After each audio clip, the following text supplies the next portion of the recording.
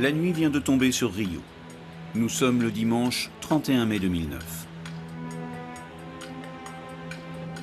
À l'aéroport, 216 passagers s'apprêtent à embarquer sur le vol AF447 à destination de Paris. Ce soir, le vol Air France est assuré par cet appareil, un Airbus A330, avec à son bord un équipage de 12 personnes. À 21h29, l'avion décolle. 4h30 plus tard, le vol 447 se désintègre en percutant l'océan Atlantique.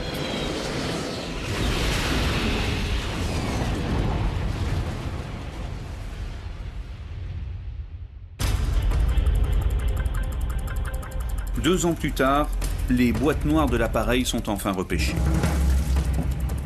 L'une contient les conversations des pilotes enregistrées dans le cockpit. L'autre, l'enregistrement de plusieurs centaines de paramètres techniques de l'avion. À partir de ces informations, nous avons rigoureusement reconstitué les dernières minutes avant le crash. Très précisément, 4 minutes et 22 secondes. Des comédiens vont interpréter les rôles des trois pilotes. Le premier incarne le commandant de bord expérimenté, Marc Dubois, 58 ans, 11 000 heures de vol. Il connaît bien la route entre Rio et Paris, il l'a déjà parcourue 16 fois en 2 ans. À ses côtés, 2 copilotes, comme pour tous les longs courriers. David Robert, 37 ans, 6500 heures de vol, et Pierre-Cédric Bonin, 32 ans, le moins expérimenté des trois, avec 3000 heures de vol. C'est lui qui sera aux commandes quand débutera le drame. Après le décollage, l'avion longe comme d'habitude les côtes brésiliennes, cap vers le nord, avant d'entamer la traversée de l'océan Atlantique.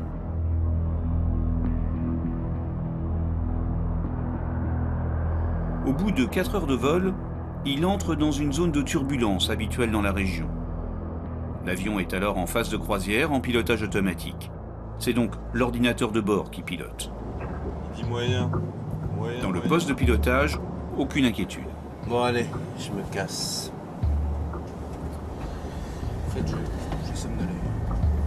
À 2 heures du matin, le commandant de bord part même se reposer, laissant aux commandes les 2 copilotes.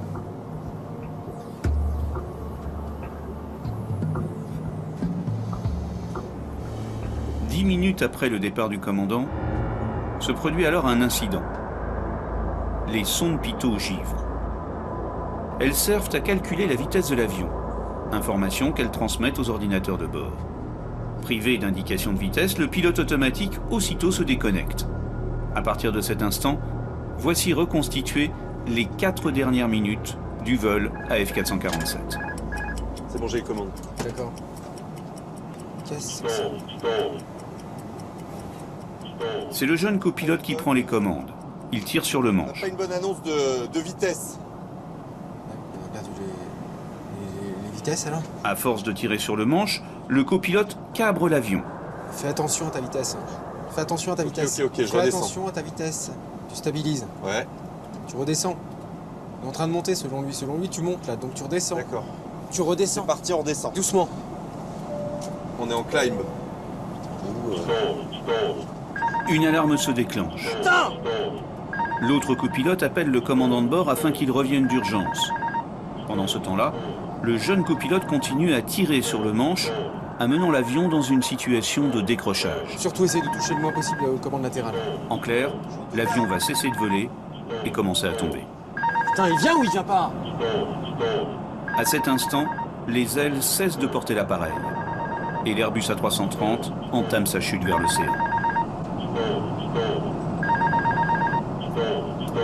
Ah putain, les moteurs là. Je comprends pas ce qui se passe.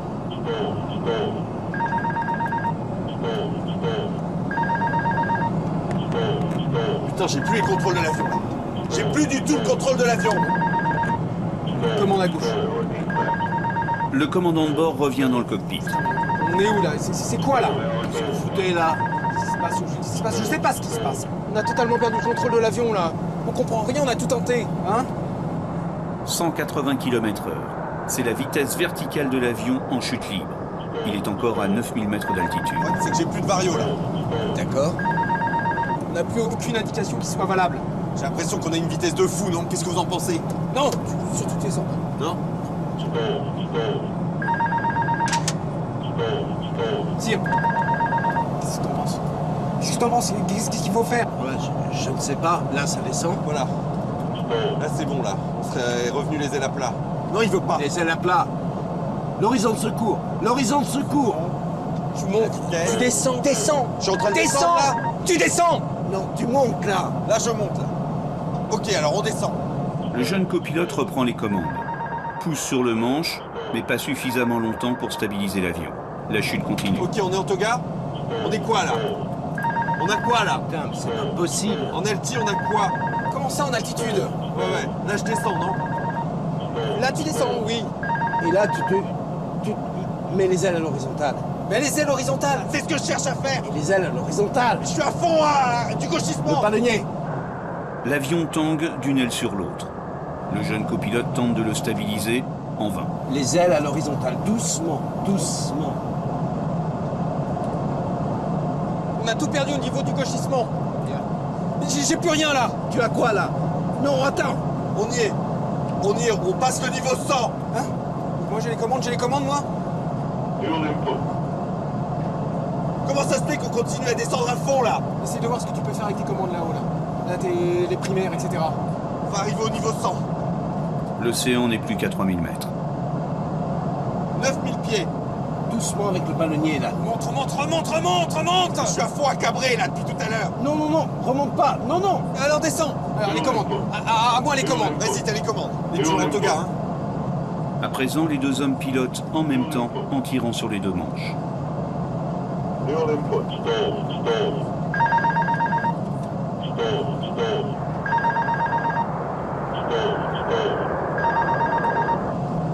Attention, tu cabres là. Je cabre là. Tu cabres. On est cabré. On est à 4000 pieds. Tu cabres là.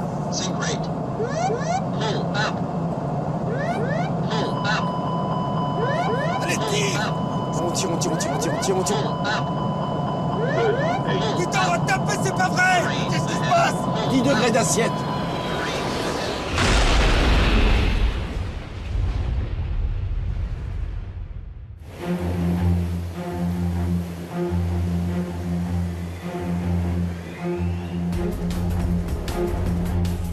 Pourquoi l'avion est-il tombé comme une pierre cette nuit-là? Cet Airbus, un A330-200, est un appareil réputé fiable. Un modèle d'avion qui n'avait jamais eu d'accident auparavant. Et la compagnie Air France est l'une des plus réputées au monde. Quant à l'équipage, il était constitué de 3 pilotes expérimentés. Les 3 pilotes étaient dans le cockpit. Nous avions à ce moment-là la compétence maximale au sein du cockpit de cet avion d'Air France. Air France et Airbus sont mis en examen pour homicide involontaire. 228 personnes sont mortes dans le crash. Et la justice cherche les responsables. La compagnie, les pilotes ou l'avion? Vous savez ce que c'est qu'un manche d'Airbus? Un joystick d'ordinateur, c'est pas du tout une colonne, un machin comme ça. C'est une merde, vous sentez rien. Certaines règles élémentaires de pilotage n'ont pas été appliquées. S'agit-il d'une erreur de pilotage ou d'une défaillance technique? Presque 3 ans après le crash du vol AF447, notre enquête révèle ce qui s'est réellement passé.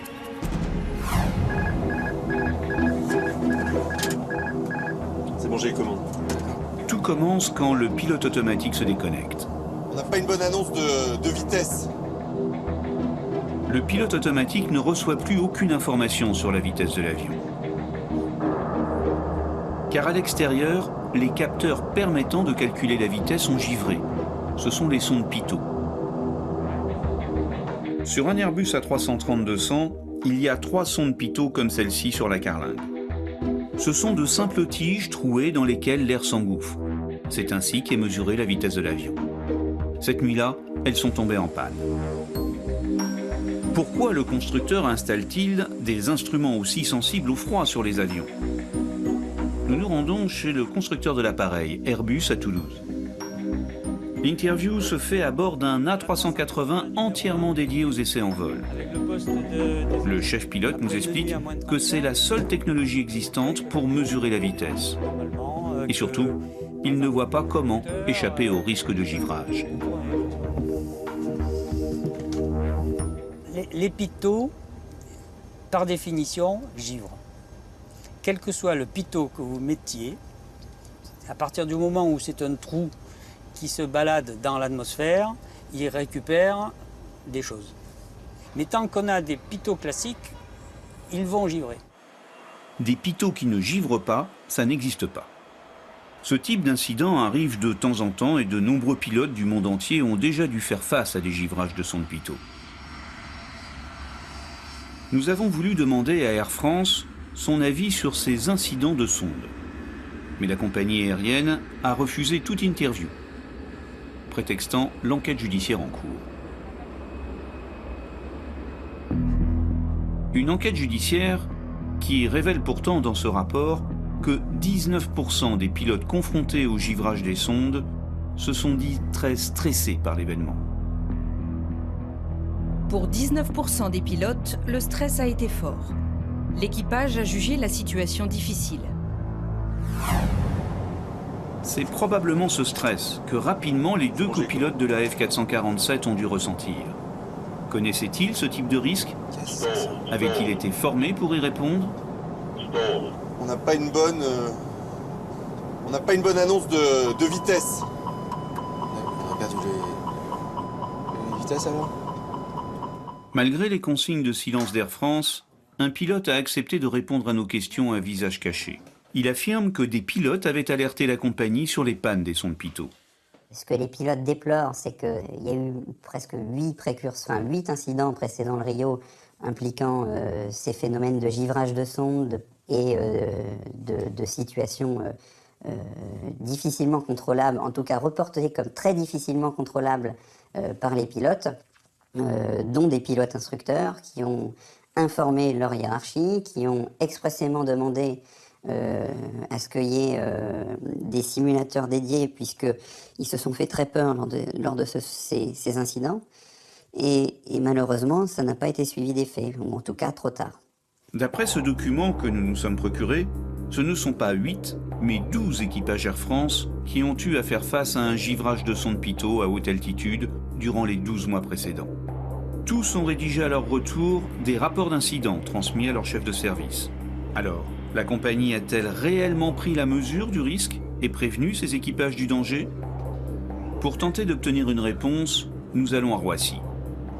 Air France est le principal syndicat des pilotes refusant de s'exprimer. Nous allons rencontrer un autre syndicat, minoritaire au sein de la compagnie. À peine installé dans un bureau, nous croisons un commandant de bord. Il ne sait pas que la caméra tourne, nous en profitons pour recueillir un témoignage spontané. Nous lui montrons ce document de 2 pages, rédigé par la sécurité des vols d'Air France. Le texte informe les équipages des givrages à répétition des sondes pitot.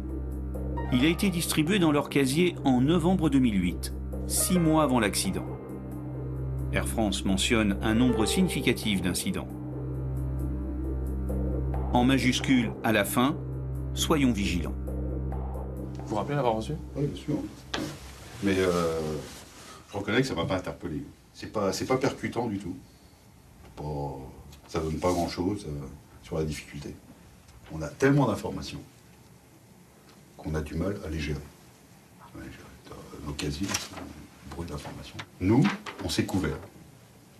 Ça, c'est les papiers qui couvrent. C'est-à-dire que l'entreprise a fait ce qu'il fallait. Mais elle ne vérifie pas que l'information est arrivée au pilote. Air France a-t-elle suffisamment alerté ses pilotes? Si la compagnie refuse de s'exprimer, l'un de ses pilotes accepte de nous recevoir. Son statut de syndicaliste lui permet de s'exprimer dans les médias sans l'accord de son employeur. Bon, c'est par là? C'est par là. Bon, merci de nous recevoir. Ils ne sont pas très causants, vos collègues, sur le sujet de la F447. On va essayer de donner quelques informations. Air France a eu 12 incidents et a rédigé ce document de 2 pages. Dans le même temps, Air Caraïbes a fait une note justement sur le givrage des pitot. Air Caraïbes, Une autre compagnie française a elle aussi été confrontée à des givrages des sondes pitot. Et elle a réagi d'une toute autre manière. La compagnie a rédigé ce dossier de 13 pages pour ses pilotes. Et elle a choisi de remplacer les pitot par un autre modèle censé poser moins de problèmes. Pourquoi Air France n'a-t-elle pas appliqué le même principe de précaution? Si vous avez 5 avions, vous pouvez changer les pitot en un week-end. Quand vous avez une flotte de 300 avions, pour changer les pitot, il vous faut beaucoup plus de temps parce qu'il vous faut les pièces. Vous ne pouvez pas mobiliser tous les avions au sol au même moment, etc. Donc c'est là où il nous faudrait la réaction d'une compagnie comme Air Caraïbes, mais dans une structure à plusieurs centaines d'avions. Mais ça, ce serait le monde idéal, quoi. Nous avons vérifié les chiffres. Chez Air France, ce ne sont pas 300, mais 30 appareils qui étaient alors concernés par les incidents de sonde pitot. Il y a donc peut-être une autre raison pour expliquer que la compagnie ne les ait pas changés plus tôt.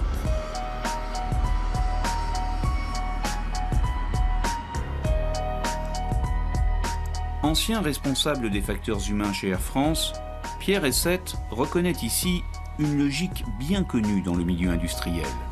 Le risk management, c'est-à-dire l'arbitrage entre les risques.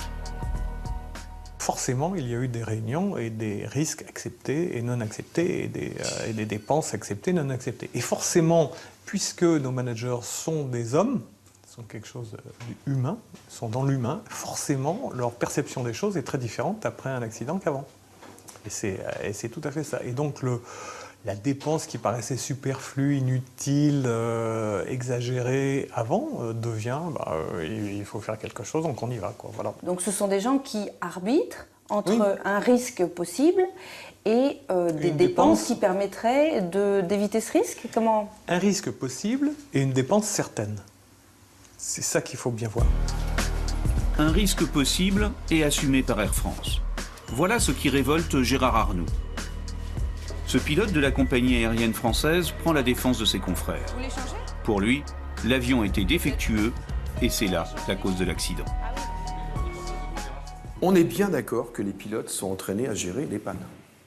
Le défaut, c'est une autre affaire.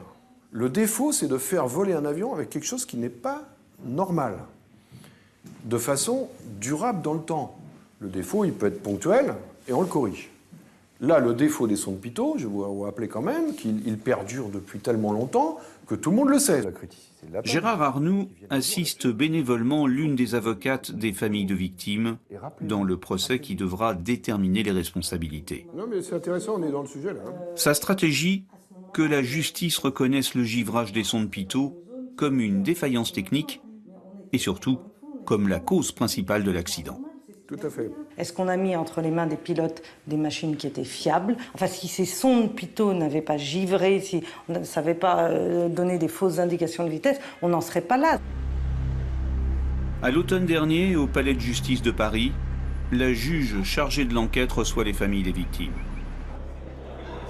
Le pilote d'Air France et l'avocate entendent bien questionner la juge sur l'implication des sondes pitot et donc d'Airbus dans le crash. Mais 3 heures plus tard, déception.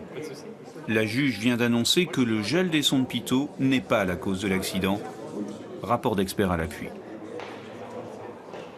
D'abord, on est très surpris, mécontent et fâché de ce qu'il n'y aura plus rien sur les sondes pitot et il n'y aura pas d'autres analyses, a priori, contrairement à ce que nous avons tous demandé sur les sondes pitot. Moi, j'ai le sentiment désagréable que dès qu'on vient sur ce terrain, dès qu'on vient sur le terrain du fonctionnement de la machine, on a une rétraction collective de tous. Gérard Arnoux fait référence aussi à l'Agence européenne de sécurité aérienne, qui refuse de répondre aux questions de la justice française. L'avocat du SNPL, le principal syndicat de pilotes de ligne français, souhaiterait lui aussi interroger l'agence sur les sondes pitot. C'est extraordinaire comment un organisme qui a une responsabilité première à ce niveau-là refuse de répondre à des questions simples. Qu'est-ce qu'il savait? Est-ce qu'il savait que les pitot givraient? Comment le savait-il? Depuis quand? Est-ce qu'ils ont préconisé des mesures? Est-ce qu'ils ont eu des échanges avec le constructeur? Des questions qui sont des questions, évidemment, qu'on se pose dans une circonstance pareille et pour lesquelles, pour l'instant, nous n'avons pas de réponse. Nous partons donc pour l'Allemagne afin de rencontrer un représentant de l'Agence européenne de sécurité aérienne. Nous souhaitons, nous aussi, connaître la position de la plus haute autorité aéronautique européenne sur cette question des pilotes et de leur implication dans l'accident. Nous voici à Cologne, au siège de l'EASA.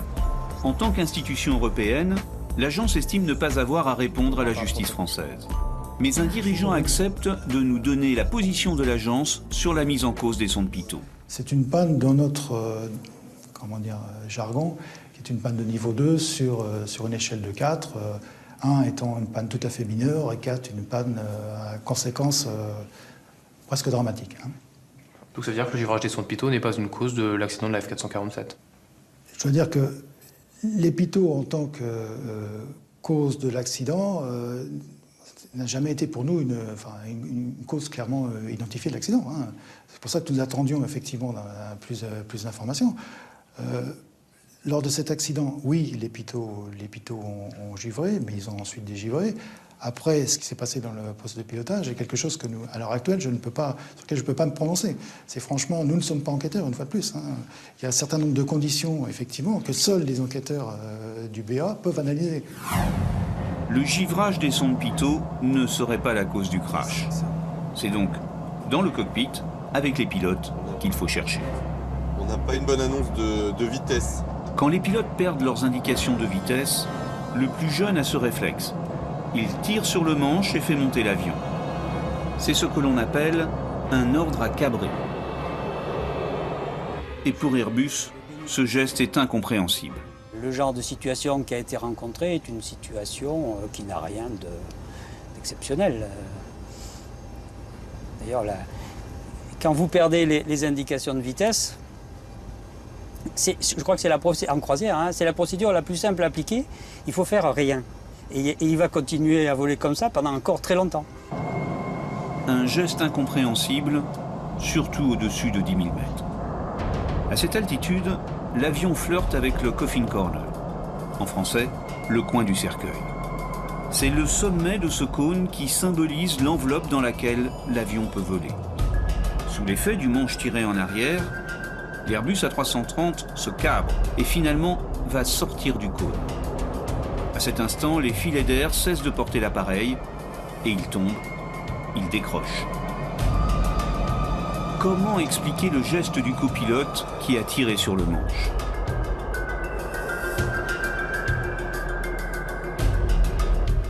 Pour répondre à cette question, nous avons donné rendez-vous à un passionné d'aviation. Nous le retrouvons à l'aérodrome de Dreux, à 80 km de Paris. Il s'appelle Jean-Pierre Otelli, il est pilote et aussi instructeur. Vous en êtes à combien d'heures de vol? J'approche les 15 000, là. 14 800, je suis comme ça. Jean-Pierre Otelli a accepté de nous montrer ce que tous les pilotes du monde apprennent dès leur première leçon de pilotage. Et Papa Alpha, on roule derrière.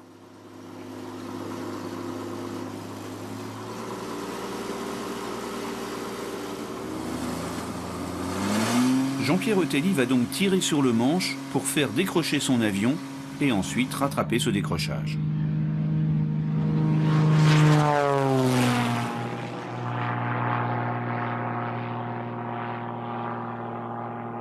Nous sommes en vol de croisière, j'exerce une traction sur le manche brutale, très brutale. L'avion se cabre. Là, il va décrocher. Il décroche. Je corrige le décrochage en mettant une action franche sur l'avant. Voilà. Et on le rattrape. Nous sommes sortis du décrochage. Jean-Pierre Otelli vient de nous montrer pourquoi un avion décroche et comment le récupérer. À présent, l'instructeur va reproduire les gestes du pilote de la F447. Nous sommes en croisière stabilisée.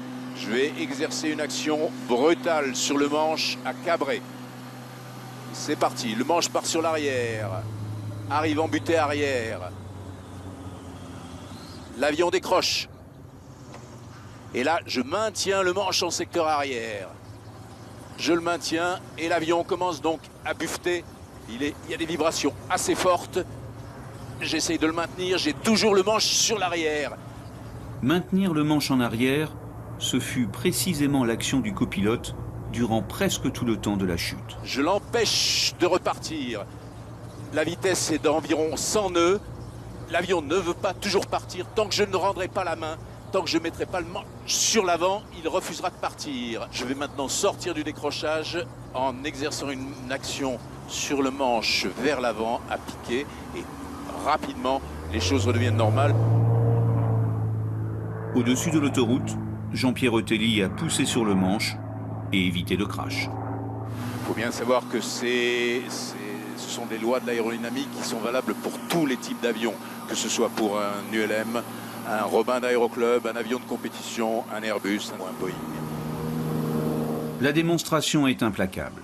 L'Airbus a décroché parce que le copilote a majoritairement maintenu son avion à cabrer jusqu'à l'impact.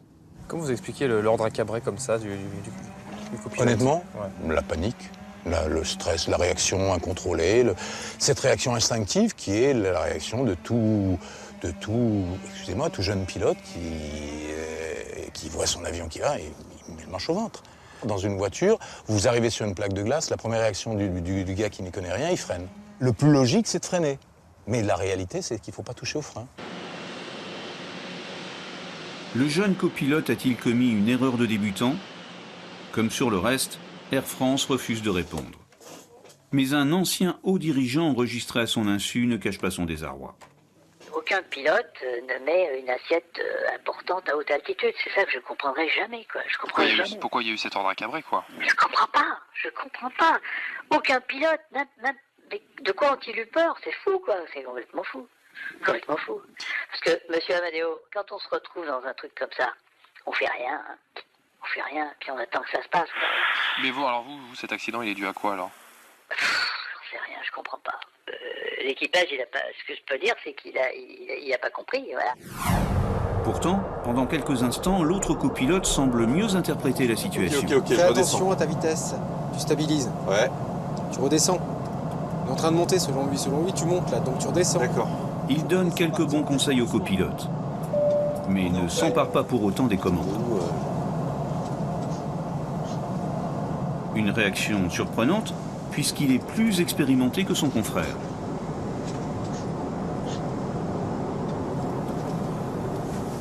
On peut penser qu'il n'a pas pris en main la situation, ou il pensait que c'était pas à lui de prendre en main la situation, parce que c'était pas son rôle à ce moment-là. Vous êtes dans la même situation, qu'est-ce que vous faites? Et quand je suis sûr de moi, et que je sais que la chose à faire, c'est en l'occurrence de pousser sur le manche, ce serait le pape, je fais quand même. C'est-à-dire, je lui dis une première fois, et si là j'ai pas la réponse, je prends la priorité et je lui dis c'est moi qui les commande et on arrête les bêtises. Au lieu de cela, l'autre copilote s'acharne sur la sonnette pour réveiller le commandant de bord. Putain! Et pendant ce temps, le copilote aux commandes, lui, continue à tirer sur le manche. L'avion est alors en train de sortir de son domaine de vol.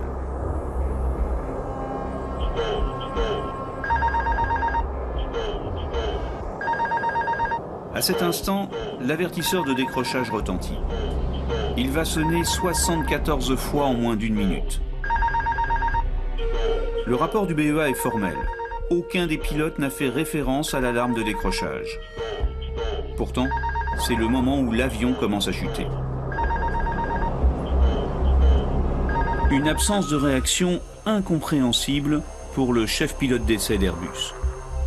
Ce qui doit exister dans le cerveau reptilien de chaque pilote, le cerveau reptilien, je veux dire, ce qui est ancré au plus profond des réflexes de pilotage, c'est j'entends un avertisseur de décrochage et je rends la main immédiatement. Vous voyez, on a un manche pour piloter. Lorsque l'avion approche du décrochage, il ne faut surtout pas tirer sur le manche, il faut pousser sur le manche pour le faire sortir de la situation de décrochage. La réponse à l'avertisseur de décrochage, ça doit être quelque chose de fondamental que tous les pilotes doivent savoir tout le temps. Dès le premier jour. On ne peut pas discuter là-dessus. Et ce n'est même pas une question d'entraînement récurrent sur tel ou tel type d'avion. C'est vrai tout le temps, sur tout type d'avion. Mais inexorablement, l'avion décroche et l'alarme continue de retentir. Pour l'équipage, visiblement, le problème est ailleurs. On a pourtant les moteurs là. Je comprends pas ce qui se passe. Gérard Arnoux, le pilote d'Air France, admet le mauvais geste de son confrère. Mais il n'est pas à court d'arguments pour le défendre. Cette fois, il incrimine l'indicateur de vitesse d'Airbus.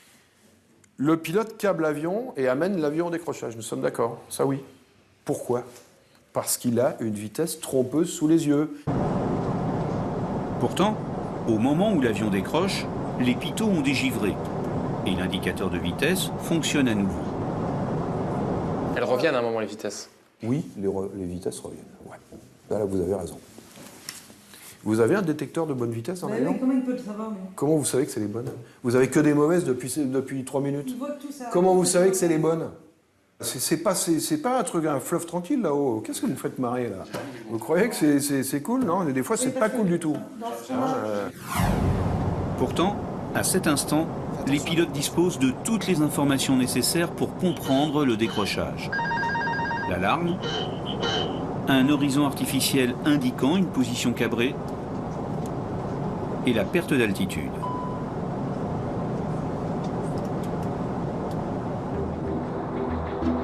Face au mutisme d'Air France, nous appelons Pierre-Henri Gourjon, directeur général exécutif au moment de l'accident.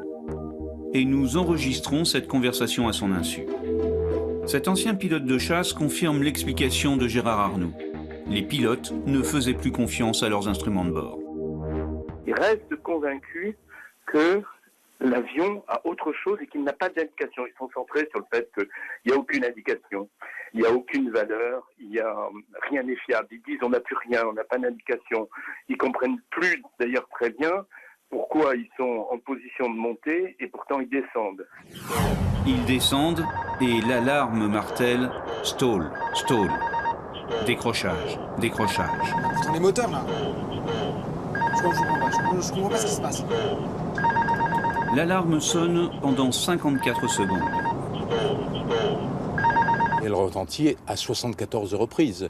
Donc, il faut bien savoir que l'alarme décrochage, c'est pas une petite sonnerie, c'est une énorme voix grave, puissante, je dirais même effrayante, qui retentit dans le cockpit, et que cette alarme, elle est prioritaire sur toutes les autres alarmes. Elle fait taire toutes les autres alarmes. L'alarme de perte d'altitude, l'alarme du pilote automatique déconnecté, tout ça se tait pour ne laisser qu'une seule alarme, l'alarme de décrochage. Pourquoi est-ce que c'est comme ça? C'est parce que c'est la situation la plus grave dans laquelle un équipage peut se retrouver. Pourquoi aucun des deux pilotes n'a-t-il réagi à cette alarme gravissime? Le commandant de bord d'Air France, Jean-François Huzen, n'est pas surpris. Quand on fait des exercices au simulateur de vol, quand vous avez une alarme et que vous êtes en situation de stress ou de ce qu'on appelle une tunnelisation, vous êtes capable de ne pas entendre un son. C'est-à-dire que un instructeur qui est derrière, qui lui voit les choses avec le recul, entend un son et ça devient peut-être même pénible à la fin d'avoir un son très fort. Un équipage qui est pris dans une situation où il ne comprend pas forcément ce qui se passe instantanément, peut passer à travers une alarme forte. Et donc, après coup, on se dit, ça c'est surprenant qu'il ne l'ait pas entendu, mais il faut se remettre dans la situation à leur place, quoi. L'ancien responsable d'Air France pose une autre question. L'alarme est-elle à la hauteur du danger qu'elle annonce? Pour moi, c'est pas une alarme qui est compréhensible par un cerveau humain en état de stress. Ça, vous voulez c'est dire évident. que les alarmes, qui sont le seul moyen de signifier à un pilote que quelque chose de grave se produit, tout ce système d'alarme n'est plus efficient? Je n'irai pas jusque-là, mais j'allais dire, maintenant, avec la multiplication d'alarmes telles qu'on a dans notre vie, c'est évident qu'il faut essayer peut-être de repenser ces alarmes sonores de manière à trouver, j'allais dire, sur un cerveau en état de stress. Encore une fois, sur un cerveau en état de stress. Pas avec des gens autour d'une table tranquillement en train d'étudier. Il faut trouver quelque chose d'efficace. L'équipage n'a donc pas réagi à l'alarme sonore. Mais comment a-t-il pu, en plus, ignorer les sensations physiques liées au décrochage de l'avion? Car les pilotes de la F447 n'ont pas pu échapper à ce que l'on appelle le buffeting. Le buffeting, c'est une vibration à fréquence assez basse de l'ensemble de l'avion qui secoue. Quand on décrit, on utilise un terme anglais, on dit qu'il est déterrante, c'est-à-dire il est effrayant.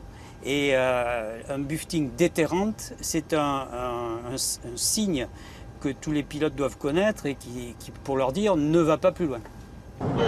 Les violentes vibrations de l'appareil indiquaient donc le décrochage de l'avion. Et pourtant, pas un mot ne fut prononcé à ce sujet dans le cockpit. Je comprends pas ce qui se passe.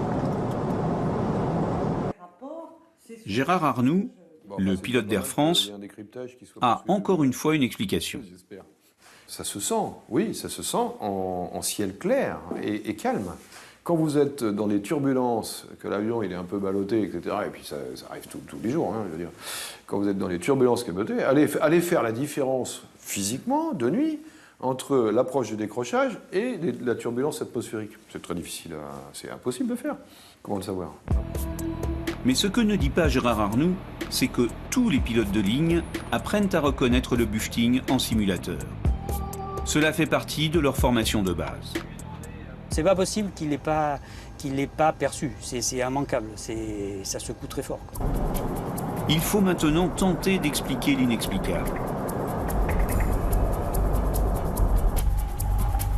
En juillet 2011, devant les caméras du monde entier, le Bureau d'enquête et d'analyse français lance une initiative inédite. J'ai décidé de créer un groupe Facteur Humain qui va étudier le comportement et les actions du pilote en s'entourant de spécialistes en ergonomie, en sciences cognitives, psychologues et de médecins spécialistes en aéronautique. Ce groupe devra également essayer de comprendre le comportement du commandant de bord.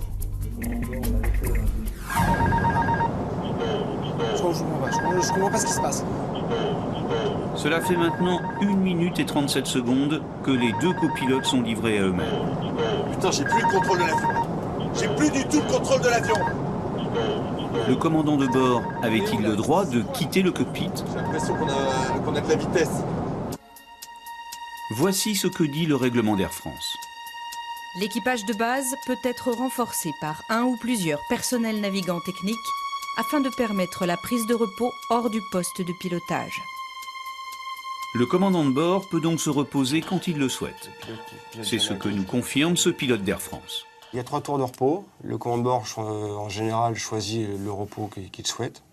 Donc il a pris la décision de prendre ce repos-là. Bon, je vous dirais qu'on vole régulièrement avec dans des configurations nuageuses, etc. Bon, les pilotes qui sont devant sont aptes à gérer normalement la situation. On est formé pour ça. Hein. On est en climb. Putain! C'est la 4e fois que le copilote appelle d'urgence le commandant. Putain, il vient ou il vient pas? Il fait sonner une petite alarme dans la couchette située juste derrière la paroi du cockpit, là où est censé se trouver le commandant. Et pendant ce temps-là, l'avion continue sa chute. Hervé Labarthe est un ancien commandant de bord d'Air France. Oui. Il essaye de comprendre pourquoi son collègue n'a pas regagné le cockpit plus rapidement. S'il n'est pas revenu au premier coup de sonnette, c'est qu'il n'a pas entendu de coup de sonnette, donc il n'était pas au poste repos. Ça n'a rien d'anormal. Vous venez de passer 3 heures dans un cockpit, vous allez dire j'ai 3 heures devant moi pour prendre un peu de repos, m'allonger. Eh bien oui, vous allez vous rafraîchir aux toilettes, vous allez boire un verre d'eau dans le galet, vous discutez peut-être avec une hôtesse. Puisqu'il n'était pas dans le poste de repos, il n'a pas entendu la sonnette. Alors pourquoi est-il revenu dans le cockpit? Tout simplement parce qu'il a senti que ça n'allait pas dans l'avion. Putain, on est où là? C'est quoi là? J'ai l'impression qu'on a de la vitesse. Putain là! Qu'est-ce qui se passe? Je sais pas ce qui se passe. On a totalement perdu le contrôle de l'avion là. On comprend rien, on a tout tenté. Hein? D'accord. On n'a plus aucune indication qui soit valable.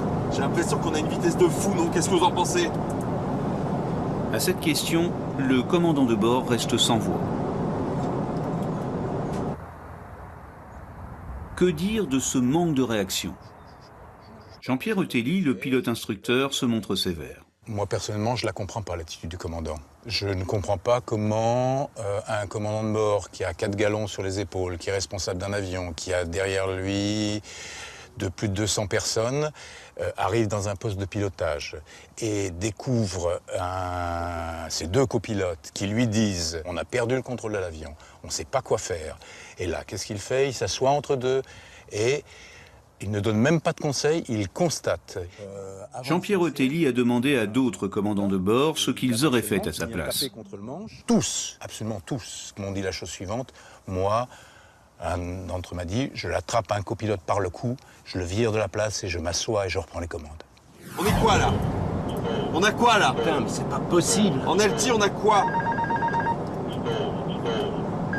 Le commandant de bord était-il en pleine possession de ses moyens physiques et psychologiques? Dans quel état d'esprit a-t-il abordé ce vol? Pour tenter d'en savoir plus sur les heures qui ont précédé le drame, il faut aller à Rio de Janeiro. Une escale convoitée par les personnels navigants d'Air France. Les équipages ont le temps pour récupérer entre le vol aller et le vol retour. Ils peuvent également se distraire. L'hôtel Sofitel, avec accès direct sur la plage de Copacabana, c'est ici que descendent tous les équipages Air France. Celui du vol 447 est arrivé le jeudi 28 mai, en tout début de soirée. Quartier libre pendant 3 jours. Le dimanche 31 mai, quelques heures avant le vol retour vers Paris, le commandant Dubois, une ancienne collègue d'Air France, son jeune copilote et sa compagne décident de survoler en hélicoptère la baie de Rio. Nous avons retrouvé le guide qui les accompagnait ce jour-là. Il témoigne un visage caché et se souvient avoir trouvé le commandant de bord plutôt fatigué. Je me rappelle qu'il parlait d'une chose qui m'a fait voir, un peu fatigué, pour conduire l'avion. Et je dis non, Marc Dubois, va dormir et les autres deux feraient pas. Non, non, je ne peux pas faire ça. Ce n'est pas correct. Tous les 3 doivent être dans le même vol. Et un peu endort, l'autre un peu endort, l'autre un peu endort. Ce témoin n'a jamais été entendu par les enquêteurs. Si le commandant était fatigué à ce point, avait-il la possibilité de refuser de décoller de Rio le soir même? Nous avons posé la question à l'ancien responsable des facteurs humains d'Air France. Il y a un texte très clair qui date de 1992 qui dit que tout personnel navigant, donc ça déborde même les pilotes, puisque ça concerne aussi hôtesses et stewards, qui sont dans un état de fatigue, disons qui ne lui permet pas d'assurer complètement la sécurité, doit ne pas piloter. Donc ça c'est le texte. Et puis, il y a la réalité des choses. Et donc, c'est évident que vous avez cette pression temporelle et cette pression sociale et professionnelle qui vous pousse à y aller quand même et à se dire « Bon, c'est vrai, je suis fatigué, mais bon, sur un vol normal, j'ai 2 copilotes, on est 3, j'ai une certaine confiance, l'avion est bon, allez, on va rentrer, et puis après, je me reposerai. » Fatigué ou pas, en tout cas, pour Hervé Labarthe, le commandant Dubois affiche un manque de réaction disons étonnant. Le hasard de la vie fait que je connais un certain nombre d'éléments de sa vie privée. Je pense qu'il n'est pas à son affaire. Dans l'avion, on le voit. Écoutez, c'est terrible à dire, mais c'est quoi la conversation? C'est quoi? T'as mis le truc? Le quoi? Il n'est pas là. Il n'est pas dans le cockpit. À son retour, le commandant ne peut que s'en remettre à ses 2 copilotes pour évaluer la situation. Je sais pas ce qui se passe. On a totalement perdu le contrôle de l'avion là. On comprend rien, on a tout tenté. Hein? Les 2 hommes sont très stressés et ne lui transmettent aucune information fiable. Quand le commandant de bord arrive dans le poste de pilotage, les choses sont extrêmement confuses pour lui. Il a malheureusement pas le début du film. Il regarde et il essaye d'analyser ce qui se passe. Il n'a pas tout l'historique de ce qui s'est passé avant. Il ne sait pas comment s'est passée la panne du pitot, l'alarme stall, à quel moment s'est produite, pourquoi, comment. Je suis à fond, hein, du gauchissement. L'alarme de décrochage s'est arrêtée 4 secondes après le retour du commandant de bord dans le cockpit. À ce moment-là, l'avion tombe et n'avance plus. Sa vitesse devient anormalement faible. L'ordinateur de bord la juge incohérente et ne la prend plus en compte. Mais lorsque l'avion reprend de la vitesse, l'alarme se déclenche à nouveau. Ce mode de fonctionnement de l'alarme a-t-il pu tromper les trois hommes? C'est l'avis du pilote d'Air France, Gérard Arnoux. Le gars, il pousse, qu'est-ce qu'il entend? Stall. C'est le contraire qu'il devrait entendre. Alors merde, je pousse et c'est stall. Je comprends plus, quoi. Qu'est-ce qui se passe, quoi? Ils le disent, mais je comprends rien, quoi. Il pousse stall. Alors il se dit, bon, bah, je tire, on va bien voir ce que ça va faire. Je tire, ah tiens, ça s'arrête. Génial. Miracle. Je repousse stall. Je retire, ça s'arrête. Plusieurs fois pendant la descente. Nous avons voulu vérifier si Gérard Arnoux disait vrai. Nous avons analysé dans le rapport du BEA les actions du copilote sur son manche pendant la période où l'alarme a fonctionné par intermittence. Celle-ci s'est déclenchée 10 fois. À 2 reprises seulement, elle coïncidait avec le bon geste du copilote, à savoir pousser sur le manche. L'implication réelle de l'alarme dans ce drame reste donc à établir. Le jour de la conférence de presse du bureau d'enquête et d'analyse, la question a d'ailleurs été posée au directeur de l'enquête. Est-ce que les pilotes ont été trompés par cette alarme erratique? On regarde ce fonctionnement de l'alarme de décrochage dans ces conditions. Quelle a pu être la compréhension dans cette phase de vol? Les vitesses redeviennent valides lorsque l'avion pique et lorsqu'il retire sur le manche, l'alarme disparaît du fait que les vitesses deviennent invalides. Oui, ça a pu, c'est quelque chose qu'on va regarder à travers le groupe facteur humain. Les experts du BEA devront répondre à cette question.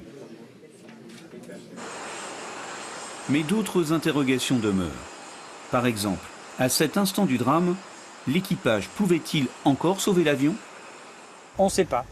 Peut-être pas, mais peut-être oui. Mais on ne pourra jamais répondre à cette question parce qu'on ne connaît pas l'aérodynamique de cet avion dans ces conditions-là qui sont complètement inouïes. On n'avait jamais imaginé qu'on puisse aller si loin dans le décrochage pendant si longtemps, 54 secondes, en laissant la vitesse chuter si bas. De toute façon, on n'imaginait pas qu'on puisse aller là-bas. Et même si on avait imaginé, il est impossible en essai d'aller essayer l'avion dans de telles conditions. On fait ça avec des avions de chasse, on fait ça avec des avions de voltige, parce qu'on sait que dans leur utilisation, ils sont amenés à faire ce genre de choses. Mais avec un avion de transport, c'est inouï. Dans les derniers instants du drame, les trois pilotes ont multiplié les ordres contradictoires. Remonte! Je suis à fond accabré là depuis tout à l'heure. Non, remonte pas. Non. Et alors descends. Alors les commandes. À moi les commandes. Vas-y, t'as les commandes. Une alarme alerte les pilotes qu'ils sont tous les deux aux commandes. Mais paralysé, le copilote de droite reste accroché à son manche et neutralise les actions de son collègue.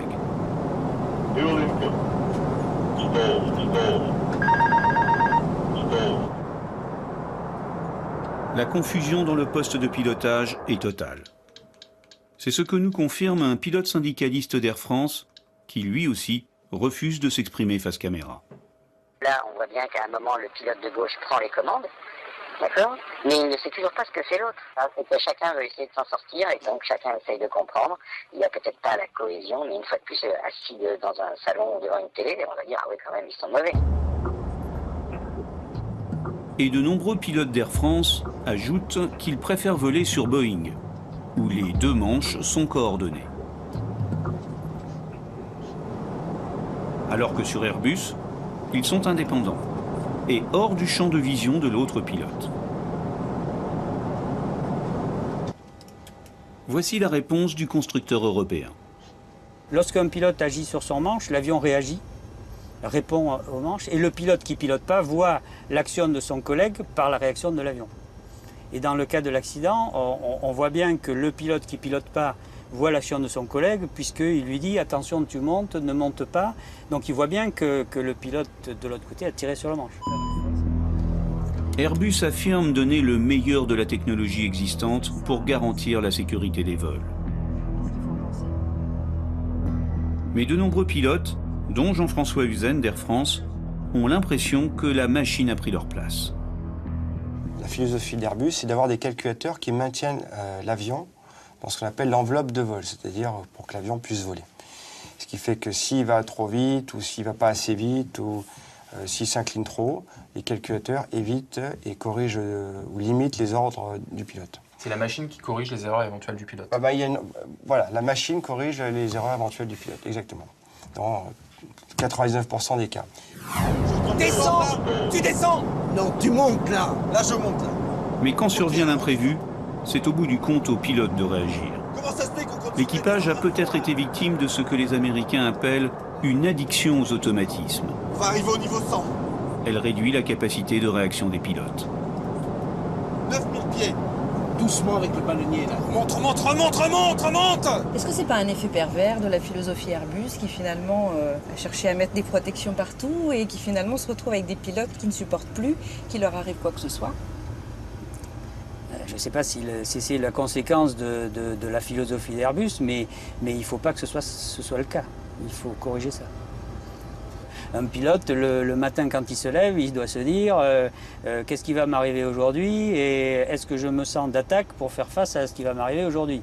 Pour encore très longtemps, on aura toujours besoin des pilotes pour faire face à des situations de panne, à des situations dégradées et pour les gérer, ces situations. Donc la seule chose qu'on a à faire pour encore longtemps, c'est d'entraîner les pilotes à leur métier. Dans son rapport de juillet 2011, le Bureau d'enquête et d'analyse confirme un manque d'entraînement spécifique. Les copilotes n'avaient pas été entraînés au pilotage manuel, à l'approche et à la récupération du décrochage à haute altitude. Putain, on va taper, c'est pas vrai! Qu'est-ce qui se passe? 10 degrés d'assiette.